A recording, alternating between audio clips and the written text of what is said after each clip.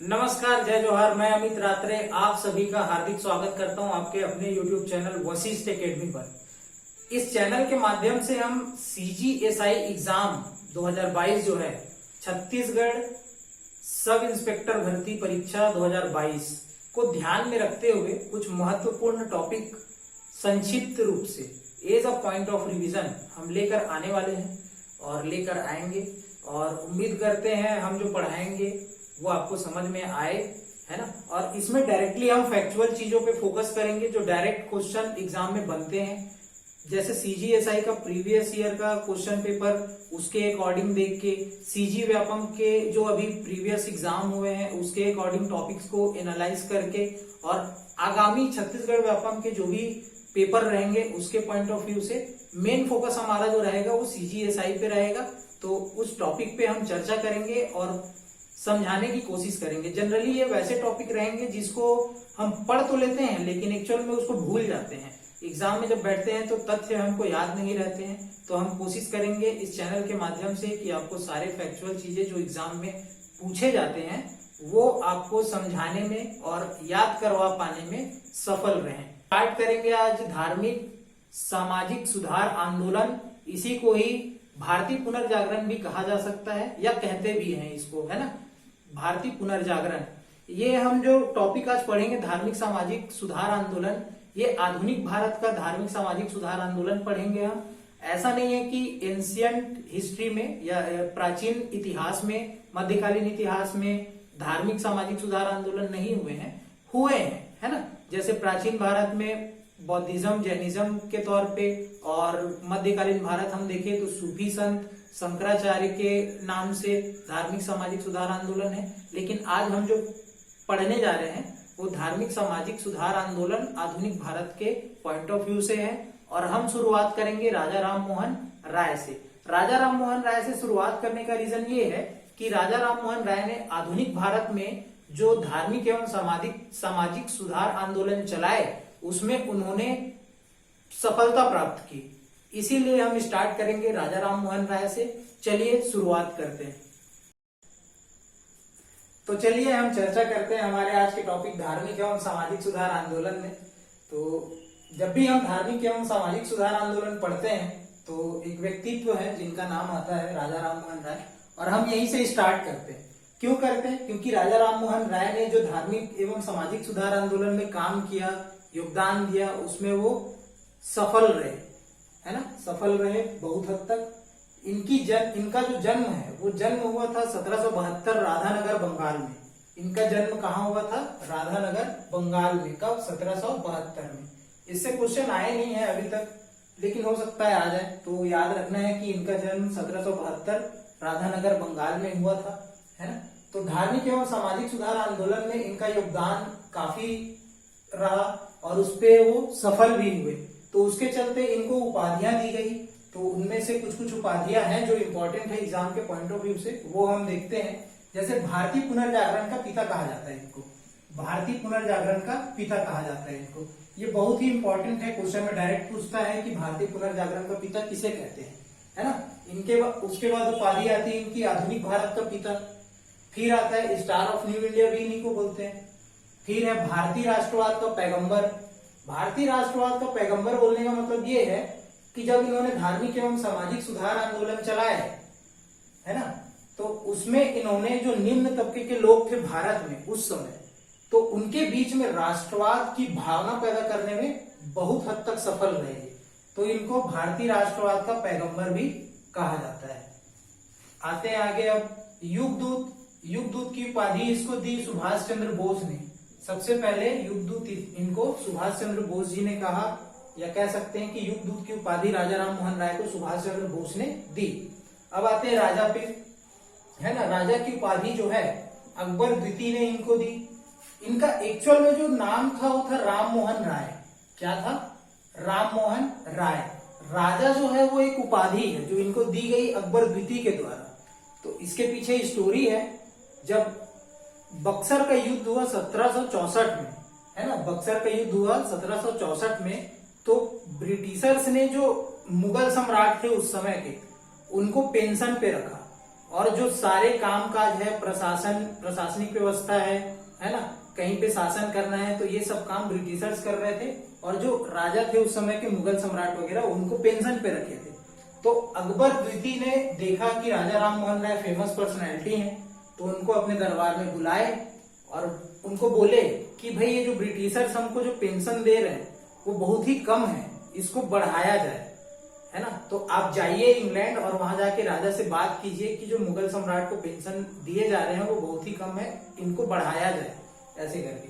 तो यहाँ पे राम मोहन राय जी का कहना था कि भाई वहां किसी राजा से बात करने के लिए कोई राजा ही होना चाहिए ना सामने, कोई राजा ही जाके बात करे तो उनकी बातों का अधिक महत्व होता है, ऐसा।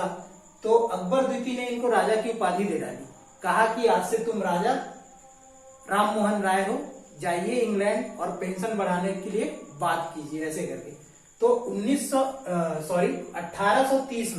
1830 में ये इंग्लैंड चले जाते हैं और 1833 में इनकी मृत्यु हो जाती है वहीं इंग्लैंड में। कहां पे? Bristol England, 1833। तो राजा राम मोहन राय की मृत्यु 1833 ब्रिस्टल इंग्लैंड में हो जाती है।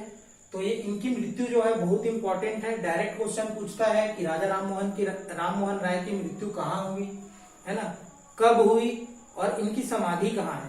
क्वेश्चन में ये भी पूछा गया है कि निम्न में से किसकी समाधि भारत में उपस्थित नहीं है, ऐसे करके 4 ऑप्शन देंगे। तो आंसर बनेगा हमारा राजा राम मोहन राय। तो राजा राम मोहन राय जो थे वो बहुभाषाविद व्यक्ति थे। बहुभाषाविद व्यक्ति थे कहने का मतलब ये है कि इनको बहुत सारी भाषाओं का नॉलेज था, वो पढ़ सकते थे, लिख सकते थे, बोल सकते थे उन भाषाओं को। जैसे कुछ है फारसी भाषा उनको आती थी, वो बोल सकते थे, लिख सकते थे, बंगाली भाषा बोल सकते थे, लिख सकते थे, हिंदी तो आता ही था, इंग्लिश आता ही था, साथ ही के साथ मैथिली जो लैंग्वेज है वो भी इनको आती थी। तो इस तरह से ये बहुभाषाविद व्यक्ति थे।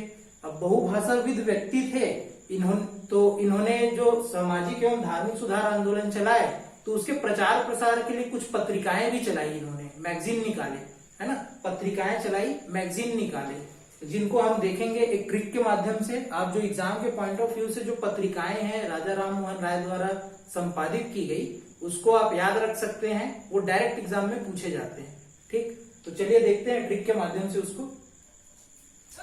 तो इनके द्वारा लिखी गई पत्रिकाओं को हम एक ट्रिक के माध्यम से याद रख सकते हैं। वो ट्रिक है मिसबाह। क्या है? मिसबाह, है ना। मी से मिरातुल अखबार जो फारसी लैंग्वेज में थी, स से संवाद कौमुदी जो बंगाली भाषा में थी, और बा से ब्रह्म कॉनिकल जो अंग्रेजी भाषा में थी। ये वही मिरातुल अखबार है जो जॉन एडम्स द्वारा 1823 में एक एक्ट लाया उन्होंने, द लाइसेंसिंग एक्ट, प्रेस के लिए द लाइसेंसिंग एक्ट 1823, उसी को प्रेस अनुज्ञप्ति अधिनियम 1823 कहते हैं। उसी के चलते उन्होंने ये मिरातुल अखबार को बंद करवा दिया। तो ये हमने अभी देखा इन राजा राम मोहन राय के पत्रिकाओं के बारे में। तो इन्होंने पत्रिकाएं तो लिखी ही थी, साथ ही साथ इन्होंने कुछ संस्थाओं की स्थापना भी करी। तो आइए हम उस संस्थाओं के बारे में जानते हैं, देखते हैं। तो राजा राम मोहन राय द्वारा जो संस्थाएं थी जिसकी स्थापना उन्होंने करी थी वो कुछ इस प्रकार हैं, जिनको हम ट्रिक के माध्यम से याद रख सकते हैं, जो इम्पोर्टेंट है। इन्होंने और भी कई किए हैं स्थापना, है ना। तो जिसमें जो इम्पोर्टेंट है एग्जाम के पॉइंट ऑफ व्यू से, हम उसी को देखेंगे। तो उसको एक ट्रिक के माध्यम से भी देख सकते हैं हम। हिंदू राजा की ब्रह्म आत्मा, हिंदू राजा की ब्रह्म आत्मा से हम जो राजा राम मोहन राय द्वारा संस्थाएं स्थापित की गई उनको हम याद रख सकते हैं। तो राजा से होगा राजा राम मोहन राय, और हिंदू से होगा हिंदू कॉलेज। हिंदू कॉलेज की स्थापना इन्होंने 1817 में करी, और किसकी मदद से की इन्होंने? डेविड हेयर की मदद से। क्वेश्चन पूछ देता है डायरेक्टली कि हिंदू कॉलेज की स्थापना राजा राम मोहन ने किसकी मदद से की, तो डेविड हेयर की मदद से की इन्होंने। तो इसको याद रखना है, ये इंपॉर्टेंट पॉइंट है ना। हिंदू कॉलेज तो याद रखना ही है आपको कि 1817 में ये स्थापना हुई इसकी। और एक था ब्रह्म समाज। ब्रह्म समाज की स्थापना इन्होंने 1828 में की। और एक आता है आत्मीय सभा। आत्मीय सभा का फाउंडेशन 1814 में हुआ, लेकिन ये स्टार्ट 1815 में हुआ। आपके पास क्वेश्चन अगर मिलेगा आत्मीय सभा की स्थापना कब हुई, तो उसमें अगर 1815 दिया है तो आप 1815 पे ही टिक लगा के आएंगे। 1814 ऑप्शन में नहीं दिया रहेगा उस समय, ठीक है। तो आत्मीय सभा जो है यही पहली संस्था थी जो राजा राम मोहन राय द्वारा स्थापित की गई थी। तो अभी हमने देखा राजा राम मोहन राय द्वारा जो जो संस्थाएं हैं जिसकी स्थापना उन्होंने करी थी, जो एग्जाम के पॉइंट ऑफ व्यू से इंपॉर्टेंट है। ठीक, आइए थोड़ा सा ब्रह्म समाज के बारे में देखते हैं। ब्रह्म समाज की स्थापना 1828 में राजा राम मोहन राय ने की थी, है ना। तो आगे इसको लीड करे, पहले लीडर राजा राम मोहन राय थे, दूसरे भी बने, तीसरे भी बने, चौथे भी बने और पांचवे भी बने। देवेंद्रनाथ टैगोर जो हैं वो ब्रह्म समाज के ट्रस्टी थे। उन्होंने केशव चंद्र सेन को लीड करने को कहा, ब्रह्म समाज को, वो लीड करते रहे। अब ये था एक्चुअल में धार्मिक एवं सामाजिक सुधार के लिए, है ना। अब केशव चंद्र सेन ब्रह्म समाज को लीड कर रहे थे और उन्होंने लीड करते हुए अपने कार्यकाल में अपनी बेटी का विवाह 13 साल की उम्र में कूच विहार के राजा के साथ कर दिया। तो अब इससे केशव चंद्र सेन और देवेंद्रनाथ टैगोर के बीच टकराव हो गया, है ना। तो इसीलिए ब्रह्म समाज 2 भाग में विभाजित हो गया। अब चल रहा है धार्मिक एवं सामाजिक सुधार आंदोलन, जिसमें बाल विवाह भी मतलब नहीं किया जाना चाहिए, ऐसा था। तो सहमति नहीं बनी। केशव चंद्र सेन ने 13 साल की उम्र में अपनी पुत्री का विवाह कूच विहार के राजा के साथ कर दिया। तो इसी बात को लेकर बहस हुई और ब्रह्म समाज 2 भागों में विभाजित हो जाता है। तो ब्रह्म समाज में पहला विभाजन आता है 1866 ईस्वी में। कब? पहला विभाजन 1866 में आता है। तो एक बनता है भारतीय ब्रह्म समाज, जिसको लीड केशव चंद्र सेन करते हैं, और एक जो होता है मूल ब्रह्म समाज जिसको आदि ब्रह्म समाज के नाम से लिया जाता है। इसको लीड देवेंद्रनाथ टैगोर करते हैं। ठीक, देवेंद्रनाथ टैगोर जो है वो बहुत फेमस पर्सनैलिटी है, बहुत इंपॉर्टेंट है एग्जाम के पॉइंट ऑफ व्यू से, इससे क्वेश्चन बनते हैं सीधे सीधे। ठीक है, देवेंद्रनाथ टैगोर ने ही तत्वरंजनी सभा, जिसी को तत्वबोधिनी सभा भी कहते हैं, क्या? तत्वरंजनी सभा, जिसको तत्वबोधिनी सभा भी कहते हैं, उसकी स्थापना करते हैं वो, और इसमें एक पत्रिका का संपादन करते हैं जिसको नाम देते हैं तत्वबोधिनी पत्रिका। ठीक है, तत्वबोधिनी पत्रिका का संपादन किसने किया? देवेंद्रनाथ टैगोर ने। ठीक है, और इसी तत्वबोधिनी पत्रिका में सबसे पहले हमारा जो राष्ट्रगान है जन गण मन, वो इसमें लिखा गया था। ठीक, अब आगे हम केशव चंद्र सेन के बारे में देखते हैं आगे क्या चला। ब्रह्म समाज 2 भागों में विभाजन हुआ, एक आदि ब्रह्म समाज और एक भारतीय ब्रह्म समाज। भारतीय ब्रह्म समाज को लीड कर रहे थे केशव चंद्र सेन, है ना। केशव चंद्र सेन लीड कर रहे थे। तो इससे प्रेरित होकर, केशव चंद्र सेन से प्रेरित होकर आत्माराम पांडुरंग ने, कौन? आत्माराम पांडुरंग ने, डायरेक्ट क्वेश्चन बनता है ये एग्जाम में कि प्रार्थना समाज की स्थापना किसने की? तो किसने की? आत्माराम पांडुरंग ने की, है ना। प्रार्थना समाज की स्थापना आत्माराम पांडुरंग ने 1867 में केशव चंद्र सेन से प्रेरित होकर की। ठीक, और इसी प्रार्थना समाज को महादेव गोविंद रनाडे जो थे उन्होंने फेमस किया इसको, है ना। महादेव गोविंद रनाडे ने प्रार्थना समाज को फेमस किया, और महादेव गोविंद रनाडे ने एक दक्कन एजुकेशन सोसाइटी करके संस्था है जिसका स्थापना किया 1884 में। उसी को पुनः फर्ग्यूसन कॉलेज भी कहा जाता है। बहुत इंपॉर्टेंट है, पुनः फर्ग्यूसन कॉलेज पूछ देता है कि इसकी स्थापना किसने की? तो एमजी रनाडे ने की। कब की? 1884 में की। ठीक है, तो यहां तक क्लियर होगा आपको। आगे देखते हैं, अब इसमें आगे बढ़ते हैं। ये वही एमजी रनाडे हैं जिन्होंने दक्कन एजुकेशन सोसाइटी की स्थापना की 1884 में। ये गोपाल कृष्ण गोखले के गुरु थे। गोपाल कृष्ण गोखले, आप कांग्रेस पढ़ेंगे जब भारतीय राष्ट्रीय कांग्रेस, तो गोपाल कृष्ण गोखले की महत्वपूर्ण भूमिका आपको देखने को मिलेगी। तो गोपाल कृष्ण गोखले के गुरु कौन थे? महादेव गोविंद रनाडे थे। और महात्मा गांधी के गुरु कौन थे? गोपाल कृष्ण गोखले। महादेव गोविंद रनाडे गोपाल कृष्ण के गुरु थे और गोपाल कृष्ण गोखले जो थे वो महात्मा गांधी के गुरु थे। ठीक है, अब अगले हमारे जो समाज सुधारक हैं वो है ज्योतिबा फुले। इनके बारे में थोड़ा सा जानकारी लेते हैं, है ना। ज्योतिबा फुले, इन्होंने एक बुक लिखी। ज्योतिबा फुले भी एक समाज सुधारक थी, धार्मिक समाज सुधारक थे। इन्होंने एक बुक लिखी गुलामगिरी करके इन्होंने एक बुक लिखी, और इन्होंने एक संस्था की स्थापना की, सत्य शोधक समाज। जो सन 1873 में इन्होंने इसकी स्थापना की, सत्यशोधक समाज की। सत्यशोधक समाज की स्थापना करने का रीजन ये था कि उस समय जो शोषित वर्ग के लोग थे, जैसे कि महिलाएं थी, शूद्र थे और दलित वर्ग के जो लोग थे, उनके अधिकारों पर भारत में ध्यान केंद्रित करने के लिए एक समाज की स्थापना करते हैं ये, जिनको सत्यशोधक समाज कहते हैं, है ना। इसकी स्थापना इन्होंने 1873 में की। किसने की? ज्योतिबा फुले ने की। ठीक, आगे अब हम बढ़ते हैं अगले समाज सुधारक की तरफ, जिनका आधुनिक भारत में बहुत बड़ा योगदान है, आप सब जानते ही हैं इनको। वो है स्वामी दयानंद सरस्वती। इनके बारे में थोड़ा सा जानकारी लेते हैं। इनके बचपन का नाम मूल शंकर है। ठीक है, इनके बचपन का नाम क्यों पढ़ रहे हैं हम लोग? ये डायरेक्टली क्वेश्चन आए हुए हैं एग्जाम में, आप प्रीवियस ईयर के क्वेश्चन उठा के देखेंगे तो आपको मिल जाएंगे सीधे सीधे कि स्वामी दयानंद सरस्वती जी के बचपन का नाम क्या था, ऐसे करके। तो उनका नाम था मूल शंकर। ठीक है, बचपन का नाम। इनको एक उपनाम भी दिया गया, इनको कहते हैं भारत का मार्टिन लूथर किंग, है ना।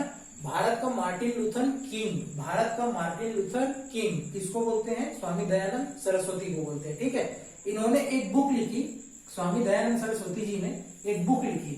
बुक का नाम है सत्यार्थ प्रकाश। सत्यार्थ प्रकाश। ये बुक इंपॉर्टेंट क्यों है? ये बुक इंपॉर्टेंट इसलिए है कि इसमें स्वराज शब्द का सबसे पहले प्रयोग किया गया। स्वराज शब्द का सबसे पहले प्रयोग सत्यार्थ प्रकाश नामक बुक में की गई, जो स्वामी दयानंद सरस्वती द्वारा लिखी गई है। और ये कौन सी भाषा में थी? संस्कृत भाषा में थी। ठीक, आइए आगे बढ़ते हैं। इन्होंने एक नारा दिया। नारा जो था आपने सुना भी होगा, वेदों की ओर लौटो का नारा। वेदों की ओर लौटो का नारा दयानंद सरस्वती जी ने दिया था, है ना। स्वामी दयानंद सरस्वती ने एक समाज की स्थापना की जिसका नाम है आर्य समाज। आर्य समाज की स्थापना इन्होंने 1875 में बंबई में की। ठीक, कब की? 1875। ये ईयर बहुत इंपॉर्टेंट है। इस ईयर में 2-3 चीज और हम लोग आगे पढ़ेंगे। फिलहाल अभी आर्य समाज देखते हैं। आर्य समाज की स्थापना स्वामी दयानंद सरस्वती ने 1875 बंबई में की इन्होंने। ठीक, इतना हो गया।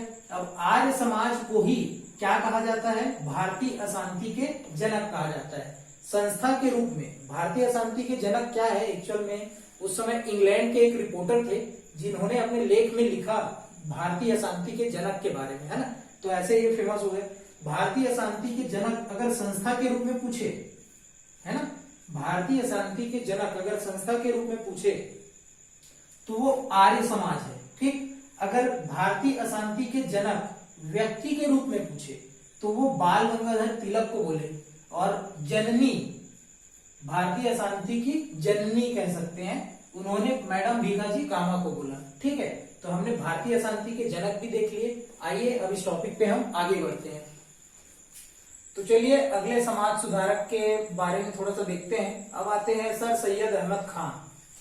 इन्होंने एक आंदोलन चालू किया था, अलीगढ़ आंदोलन 1875 में ही चालू किया था, और इन्होंने मोहम्मदन एंग्लो ओरिएंटल स्कूल की स्थापना करी 1875 में। ठीक है, तो 1875 में सर सैयद अहमद खान ने Mohammedan Anglo oriental school, Mohammedan Anglo oriental school की स्थापना करी 1875 में सर सैयद अहमद खान ने, जो आगे चल के 1920 में आगे चल के जो मोहम्मदन एंग्लो ओरिएंटल स्कूल था वही आगे चल के 1920 में AMU कहलाया। AMU मतलब अलीगढ़ मुस्लिम यूनिवर्सिटी कहलाया। अलीगढ़ मुस्लिम यूनिवर्सिटी के नाम से जाना गया। ठीक है, चलिए आगे देखते हैं थियोसॉफिकल सोसाइटी को, है ना। थियोसॉफिकल सोसाइटी की स्थापना 1875 में न्यूयॉर्क में हुई थी, जो USA में है। ठीक है, थियोसॉफिकल सोसाइटी का महत्व आधुनिक भारत में देखें तो आपको बहुत मिलेगा।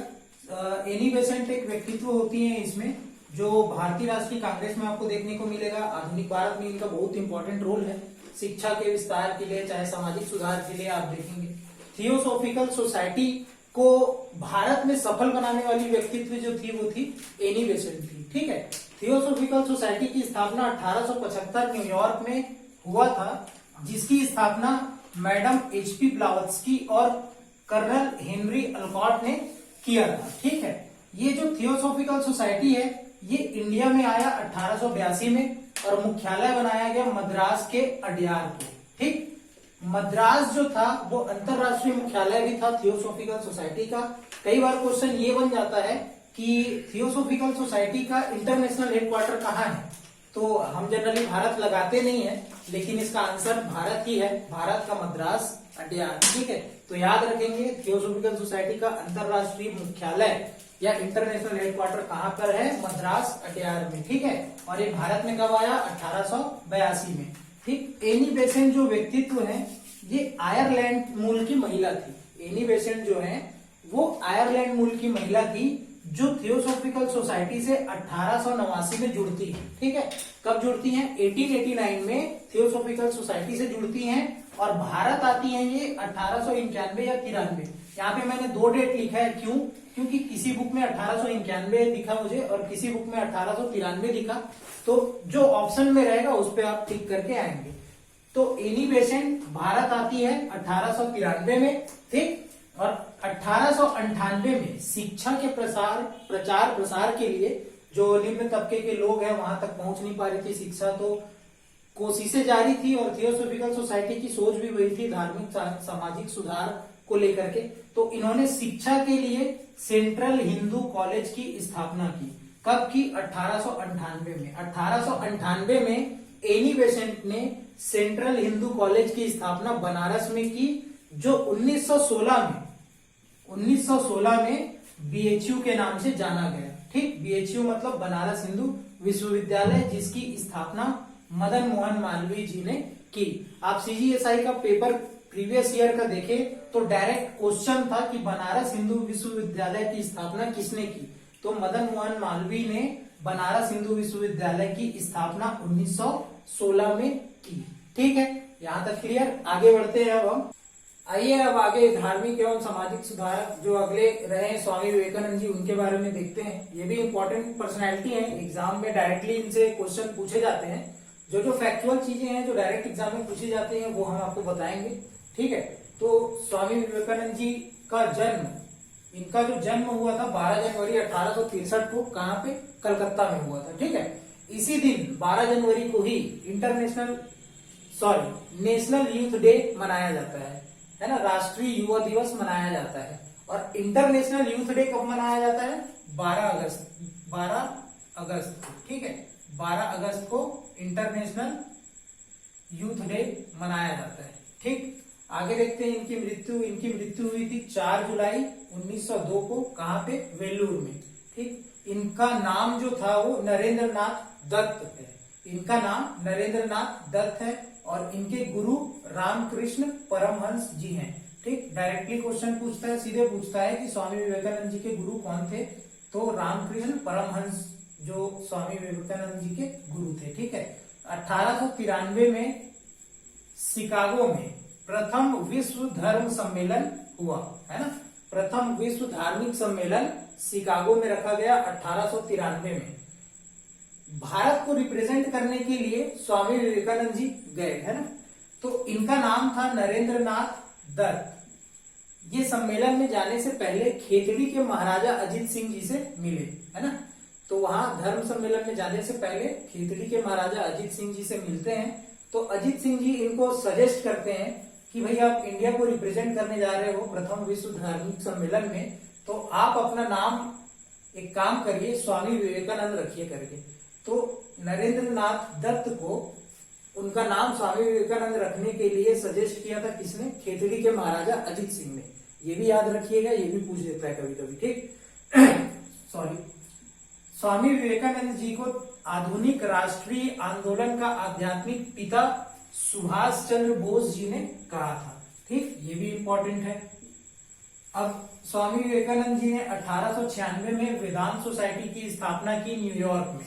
न्यूयॉर्क में वेदांत सोसाइटी की स्थापना 1896 में स्वामी विवेकानंद जी ने करी और 1897 में रामकृष्ण मिशन की स्थापना बंगाल में करी। तो ये कुछ इंपॉर्टेंट फैक्ट्स थे स्वामी विवेकानंद के बारे में। और आज हम धार्मिक एवं सामाजिक सुधार आंदोलन को यहीं पे समाप्त करते हैं। अब आगे हम नेक्स्ट वीडियो आपके लिए लेके आएंगे, कोई टॉपिक और अच्छी सी रही तो। या आप हमको सजेस्ट कर सकते हैं जो टॉपिक आपको समझ में नहीं आता है या जिसको पढ़ने में थोड़ी सी दिक्कत हो रही हो या याद नहीं रख पा रहे हो चीजों को, तो वो चीज हमें बताएं और कोशिश करेंगे हम उसके बारे में आपको संक्षिप्त में जानकारी दे, फैक्चुअल चीजें जो डायरेक्टली एग्जाम के पॉइंट ऑफ व्यू से इम्पोर्टेंट हो। तो चलिए मिलते हैं नेक्स्ट वीडियो में, तब तक के लिए जय हिंद, वंदे मातरम।